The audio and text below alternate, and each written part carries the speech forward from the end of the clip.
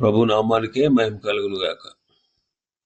కూడి వచ్చిన మీ అందరికీ, కర్మిల ఆత్మీయ సహవాస సంఘ విశ్వాసులందరికీ మన ప్రభువును ఆయన ప్రియ కుమారుడునైన యేసుక్రీస్తు వారి శ్రేష్టమైన నామంలో శుభములు మరియు అందరికీ వందనాలండి. సామెతల గ్రంథం 23వ అధ్యాయాన్ని మనం ధ్యానం చేసుకుంటున్నాం. సామెతలు 23వ అధ్యాయం.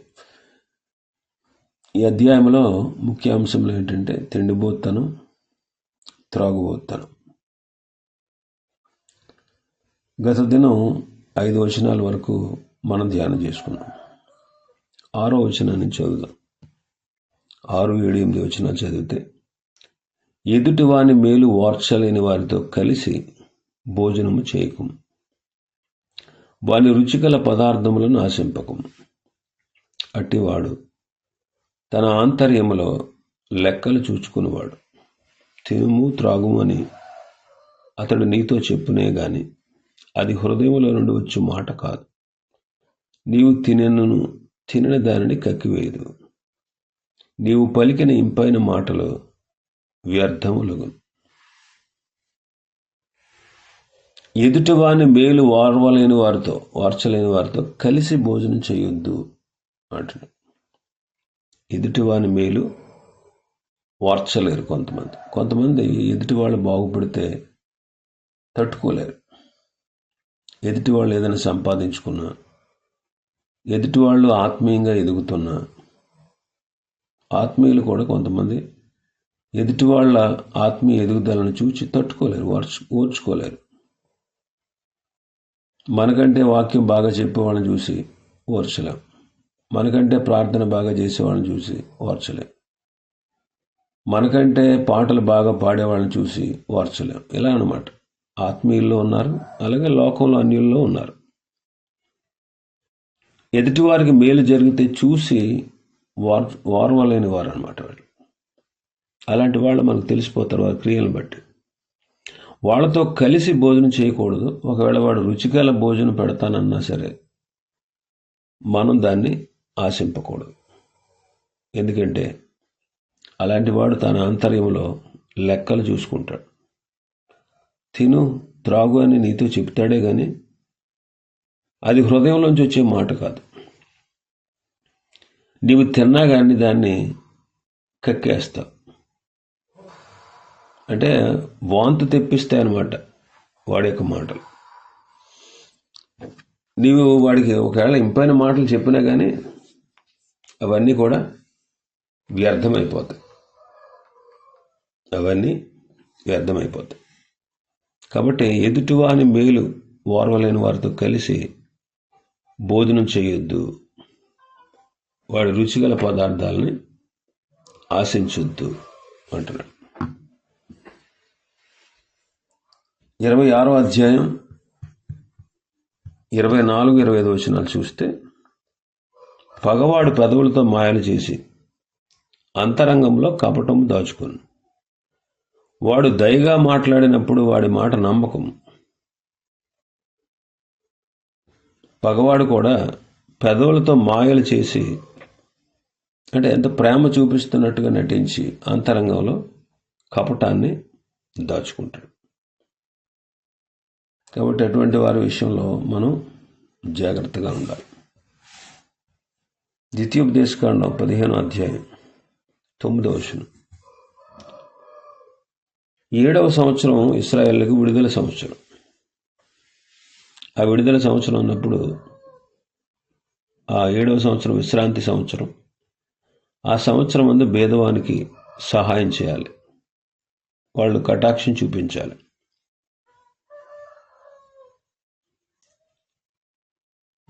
వాళ్ళకి మేలు చేయాలి, వాళ్ళకి సహాయం చేయాలి. అలా చేయకపోతే వాడు ఒకవేళ మొరపెడితే అది నీకు పాపం అవుతుంది అని ప్రభు చెప్పారు. కాబట్టి మనం పేదవాళ్లకు మన సహాయం చేయాలి. ఇంకా మన భాగంలోకి వస్తే 9వ వచనంలో 9వ వచనాన్ని చూస్తే, బుద్ధిహీనుడు వినగా మాట్లాడకము, అటివాడు నీ మాటలలోని జ్ఞానమును తృణీకరిస్తాడు అంటారు. బుద్ధిహీనుడు వింటూ ఉండగా మనం ఏం చేయకూడదు? మాట్లాడకూడదు. ఎందుకు మాట్లాడకూడదు అంటే, ఒకవేళ నువ్వు మాట్లాడినా కానీ నీ మాటల్లో ఉన్నటువంటి జ్ఞానాన్ని వాడు తృణీకరిస్తాడు. 1 అధ్యాయం 7వ వచనం చదువుదాం. సామెతలు 1:7. యెహోవా యందు భయభక్తులు కలిగి ఉండట తెలివికి మూలం. మూర్ఖులు జ్ఞానమును ఉపదేశమును తిరస్కరిస్తారు. మూర్ఖుడు జ్ఞానాన్ని ఉపదేశాన్ని తిరస్కరిస్తాడు. 22వ వచనం చదివితే జ్ఞానం మాట్లాడుతుంది. జ్ఞానం వీధుల్లో కేకలు వేస్తూ ఉంది. సంత వీధుల్లో బిగ్గరగా పలుకుతూ ఉంది. గొప్ప సందడి గల ప్రదేశాల్లో ప్రకటన చేస్తూ ఉంది. పురద్వారాల్లో పట్టణాల్లో జ్ఞానం ప్రచురిస్తూ తెలియజేస్తూ ఉంది. ఏమనంటే, జ్ఞానము లేని వారులారా, మీరెన్నాళ్ళు జ్ఞానము లేని వారుగా ఉండగోరుదురు. అపహాసకులారా, మీరెన్నాళ్ళు అపహాస్యము చేయుచు ఆనందింతురు. బుద్ధిహీనులారా, మీరెన్నాళ్ళు జ్ఞానమును అసహించుకుందురు. జ్ఞానము లేనివాడు జ్ఞానము లేనివారుగానే ఉండగొడతాడు. అపహాసకుడు అపహాస్యం చేస్తూనే ఉంటాడు. బుద్ధిహీనుడు జ్ఞానాన్ని అసహించుకుంటాడు. 9వ అధ్యాయం 7వ వచనం చదివితే, అపహాసకులకు బుద్ధి చెప్పువాడు తనకే నింద తెచ్చుకును. భక్తిహీనులను గద్దించువానికి అవమానమై కలుగును అంటాడు. అందుకే బుద్ధిహీనుడు వినగా మాట్లాడొద్దు, ఎందుకంటే వాడు నీలో ఉన్న జ్ఞానాన్ని తృణీకరిస్తాడు అంటాడు. గద్దింపును కొంతమంది అసహించుకుంటారు. గద్దింపును అసహించుకున్నవాడు పశుప్రాయుడు అంటాడు 12:1. కాబట్టి బుద్ధిహీనుడు వినగా మాట్లాడవద్దు, ఎందుకంటే వాడు నీలో ఉన్న నీ మాటల్లో ఉన్న జ్ఞానాన్ని వాడు తృణీకరిస్తాడు. ఇక 10వ వచనాన్ని మనం చూస్తే మన భాగంలో 10వ వచనం, పురాతనమైన పొలిమేర రాతిని తీసివేయకుము, తల్లిదండ్రులు లేని వారి పొలంలోనికి నీవు చొరబడకూడదు అంటాడు. పురాతనమైన పొలిమేర రాతిని తీసివేయకూడదని గత అధ్యాయంలో మనం ధ్యానం చేసుకున్నాం. తల్లిదండ్రులు లేని వారికి వారి పొలంలోకి నువ్వు చొరబడకూడదు అంటాడు. అంటే దాని అర్థం ఏంటంటే, తల్లిదండ్రులు లేని వారిని బాధ పెట్టకూడదు. జకర్యా గ్రంథం 7వ అధ్యాయం 10వ వచనం, విధవరాండ్రను తండ్రి లేని వారిని పరదేశులను దరిద్రులను బాధ పెట్టకుడి. మీ హృదయమునందు సహోదరులు ఎవరికి కీడు చేయ తలంచకండి. విధవరాండ్రను తండ్రి లేని వారిని పరదేశులను దరిద్రులను బాధ పెట్టవద్దు అంటున్నాడు. నిర్గమకాండం 22వ అధ్యాయం 22వ వచనం చదివితే, విధవరాలనైనను దిక్కులేని పిల్లలనైనను బాధ పెట్టకూడే అంటాడు. విధవరాలనైనను దిక్కులేని పిల్లలనైనా మనం ఏం చేయకూడదు? బాధ పెట్టకూడదు. వారిని ఆదరించడం అదే భక్తి అంటాడు కదా యాకోబు గారు. యాకోబు పత్రిక 1వ అధ్యాయం 27వ వచనం, తండ్రి అయిన దేవుని ఎదుట పవిత్రమును నిష్కళంకమును అయిన భక్తి ఏదనగా, దిక్కులేని పిల్లలను విధవరాండ్రను వారి ఇబ్బందులో పరామర్శించుటయు, ఇహలోక మాలిన్యము తనకంటకుండా తను తాను కాపాడుకొనుటయే అంటాడు. పవిత్రము నిష్కలంకమునైన భక్తి ఏదంటే, దిక్కులేని పిల్లలను, విధవరాండ్రను వారి ఇబ్బందుల్లో పరామర్శించడం, అది మొదటిది. ఇహలోక మాలిన్యం తనకు అంటకుండా తన్ను తాను కాపాడుకోవడం, దాన్నే భక్తి, నిష్కలంకము పవిత్రమైన భక్తి అని అన్నాడు. కాబట్టి వారి విమోచకుడు బలవంతుడు. 11వ వచనంలో చదువుతాం మన భాగంలో. 11వ వచనం, వారి విమోచకుడు బలవంతుడు, ఆయన వారి పక్షమున నీతో వ్యాజ్యమాడును అంటాడు. వారి విమోచకుడు బలవంతుడు. తల్లిదండ్రులు లేని వారి విధవరాండ్ర యొక్క విమోచకుడు అంటే దేవుడు బలవంతుడు. వారి పక్షమున మనం ఎవరమైనా సరే మనతో ఆయన వ్యాజ్యమాడతాడు.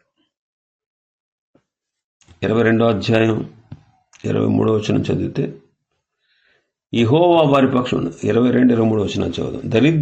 దరిద్రుని దోచుకోవద్దు, గుమ్మము యొద్ద దీనులను బాధపరచవద్దు. యెహోవా వారి పక్షమున వ్యాజ్యమాడును. ఆయన వారిని దోచుకుని వారి ప్రాణమును దోచుకొను.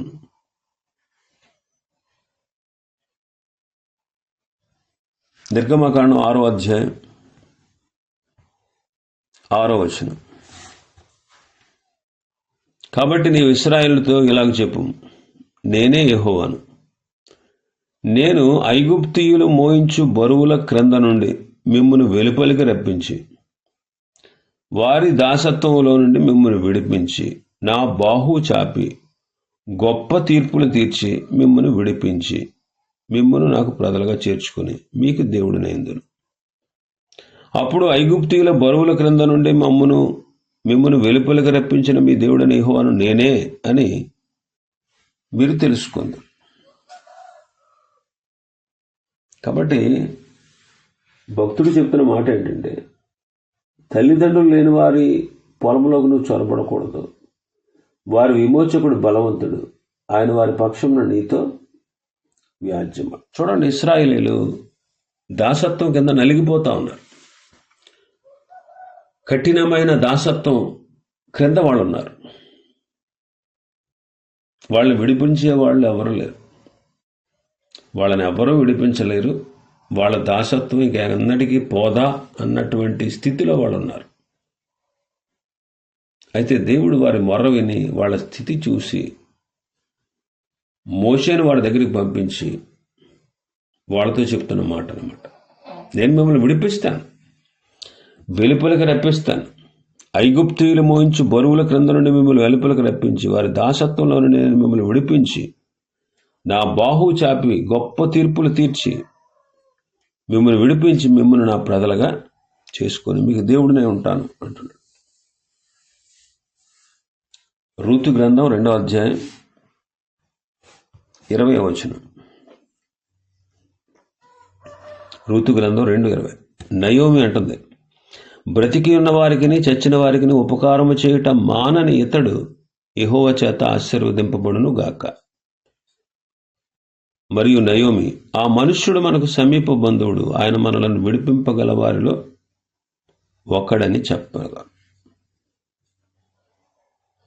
కాబట్టి వారి విమోచకుడు బలవంతుడు, వారి పక్షాన వ్యాజ్యం ఆడతాడు. కాబట్టి మనం దిక్కులేని వారిని, దిక్కులేని పిల్లలకు, విధవరాండ్రకు, తల్లిదండ్రులు లేనటువంటి బిడ్డలకు హాని, అపకారం, నష్టం, కష్టం కలగజేయకూడదు. చాలామంది చిన్న చూపు చూస్తారు. తల్లిదండ్రులు లేని వారిని, విధవరాండ్రను చిన్న చూపు చూసి వారి ఇష్టం వచ్చినట్లుగా మాట్లాడతారు. వాళ్ళకి ఇబ్బందులు కలగజేస్తారు. వాళ్ళని బాధపడతారు. వాళ్ళకి ఎవరు లేరు కదా, ఎవడొస్తాడో చూద్దాం అన్నట్టుగా వాళ్ళ మీద పెత్తనం చేసి వాళ్ళకి ఇబ్బంది కలగజేస్తారు. ఎవరు లేకపోవచ్చు భౌతికంగా వాళ్ళకి, కానీ వాళ్ళ పక్షాన దేవుడు ఉంటాడు. ఆయనే మనతో వ్యాజ్యం ఆడతాడు. చాలా మందిని చూస్తూ ఉంటాం సంఘాల్లో. విధవరాండ్రను మిగిలినటువంటి వారు చాలా ఇబ్బందులు గురి చేస్తూ ఉంటారు. విధవరాండ్ర మీద నిందలు మోపుతూ, విధవరాండ్రను ఇష్టానుసారంగా మాట్లాడుతూ, విధవరాండ్రను బాధ పెడుతూ, విధవరాండ్ర మీద లేనిపోయినటువంటి వార్తలు ప్రకటింప చేస్తూ చాలా ఇబ్బందులు గురి చేస్తూ ఉంటారు. కొంతమంది విశ్వాసులే, సాటి విశ్వాసులైన విధవరాండ్రను వార్చలేరు, చాలామంది వార్చలేరు. అలాంటి వారికి దేవుడు తప్పనిసరిగా వారి పక్షాన ఉండి వాళ్ళతో వ్యాజ్యం ఆడతాడు. ప్రభుతో వ్యాజ్యం ఆడటానికి మనం సరిపోగలమా? ప్రభుతో మనం వ్యాజ్యం ఆడగలమా? ఆ విషయంలో చాలా జాగ్రత్తగా ఉండాలి, చాలా జాగ్రత్తగా ఉండాలి. వారి పిల్లల్ని ఇబ్బంది పడుతూ ఉంటారు, వారిని ఇష్టానుసారంగా దూషిస్తూ ఉంటారు, వారి మీద దెబ్బలాడుతూ ఉంటారు, వారికి విరోధంగా మాట్లాడుతూ ఉంటారు, వారిని చిన్నచూపు చూస్తూ ఉంటారు, వారికి ఇబ్బందులు కలగజేస్తూ ఉంటారు. వాళ్ళ భక్తి ఏదో వాళ్ళు చేసుకుంటుంటే వాళ్ళని సరిగా ఉండనివ్వరు. అలాంటి వాళ్ళు చాలామంది మనం చూస్తూ ఉంటాం. అలాంటి వాళ్ళు గమనించాల్సిన విషయం ఏంటంటే, దేవుడే వారి పక్షాన నుండి నీతో నాతో వ్యాజ్యం ఆడతారు. కాబట్టి వాళ్ళని గౌరవిద్దాం, వాళ్ళని ప్రేమిద్దాం, చేతనైతే సహాయం చేద్దాం, లేదా మెదలకుండా ఉందాం. అంతేగాని వారికి ఇబ్బందుల్ని, కష్టాన్ని, నష్టాన్ని చేయడానికి మనం చూడొద్దు. భక్తి అంటే అదే కదా, నిష్కలంకము పవిత్రమైన భక్తి అంటే ఏంటి? వారి ఇబ్బందులు ఉన్నాయనుకో, నువ్వు పరామర్శించి చేయగలిగితే, లేదా మెదలకుండా ఉండాలి. అంతేగాని వాళ్ళని దోచుకోవడానికి, వాళ్ళని పాడు చేయడానికి, వాళ్ళని ఇబ్బందులు గురి చేయడానికి, వాళ్ళ మీద లేనిపోయిన మాటలు చెప్పి వాళ్ళని బాధ పెట్టడానికి మనం అలాంటి సాహసం చేయకూడదు. ఎందుకంటే వారి పక్షాన ఆయన ఉంటాడు, వారి పక్షాన ఆయన ఉంటాడు. ఇంకా మన భాగంలోకి వస్తే 12వ వచనం, ఉపదేశం మీద మనసుంచుము, తెలివి గల మాటలకు చెవియొగ్గుము. ఉపదేశం మీద నీ మనసుంచు, తెలివి గల మాటలకు నీవు చెవియొగ్గు అంటున్నాడు. ఈ విషయాన్ని 22వ అధ్యాయంలో మనం ధ్యానించాం. ఇంకా మనం చూస్తే 13, 14 వచనాలు మనం చూస్తే, నీ బాలురను శిక్షించుట మానుకొనకుము, బెత్తముతో వాడిని కొట్టిన ఎడల వాడు చావకుండును, బెత్తముతో వాడిని కొట్టిన ఎడల పాతాళమునకు పోకుండా వాని ఆత్మను నీవు తప్పించెదవు. 13, 14 ఉన్న విషయాలు ఏంటంటే, బాలురను శిక్షించుట మానుకోవద్దు. బెత్తంతో కొడితే చచ్చిపోడు, వాడు పాతాళానికి పోకుండా వాని ఆత్మను నీవేం చేస్తావు? తప్పిస్తావు. ఇది కూడా 13వ అధ్యాయంలో మనం ధ్యానం చేశాం. ఇంకా 15, 16 వచనాలు మన భాగంలో చూస్తే, నా కుమారుడా, నీ హృదయమునకు జ్ఞానము లభించిన ఎడల నా హృదయం కూడా సంతోషించును, నీ పెదవులు యథార్థమైన మాటలు పలుకుట విని నా అంతరంద్రియములు ఆనందించును అంటున్నాడు. తండ్రిని సంతోషపెట్టే కుమారుడు. ఇంకా 24, 25 వచనాలు ఈ అధ్యాయంలో 24, 25 వచనాలు చూస్తే, నీతిమంతుడు తండ్రికి అధిక సంతోషం కలుగును, జ్ఞానము గల వారిని కనినవాడు వాని వలన ఆనందమునందును, నీ తల్లిదండ్రులను నీవు సంతోషపెట్టవలను, నిన్ను కనిన తల్లిని ఆనందపరచవలెను. కాబట్టి తండ్రిని తల్లిని సంతోషపెట్టేటువంటి వాడు 27వ అధ్యాయం 11వ వచనం చదివితే, నా కుమారుడా, జ్ఞానము సంపాదించి నా హృదయమును సంతోషపరచుము, అప్పుడు నిన్ను నిందించి వారితో నేను ధైర్యముగా మాట్లాడతాను అంట. 29వ అధ్యాయం 3వ వచనం చూస్తే, జ్ఞానమును ప్రేమించువాడు తన తండ్రిని సంతోషపరచును, వేశ్యలతో సాంగత్యం చేయవాడు అతని ఆస్తిని పాడు చేయను అంటాడు. జ్ఞానాన్ని ప్రేమించేవాడు తన తండ్రిని సంతోషపరుస్తాడు అంటున్నాడు. ఈనాడు తండ్రి అయిన దేవుడు తన పిల్లలు అయినటువంటి మనం జ్ఞానవంతులుగా యథార్థవంతులుగా ఉన్నట్లయితే అటువంటి వారిని చూచి ఆయన ఆనందిస్తాడు. ఈనాడు మనం కూడా తండ్రి అయిన దేవుణ్ణి మనం జ్ఞానవంతులుగా యథార్థవంతులుగా మనం ఉండి ఆయన్ని సంతోషపెట్టేవాడుగా, ఆయన సంతోషపెట్టే వారముగా మనం ఉండాలి. ఆయన సంతోషపెట్టే వారంగా ఉండాలి. ఇంకా చాలా విషయాలు ఉన్నాయి అధ్యాయంలో.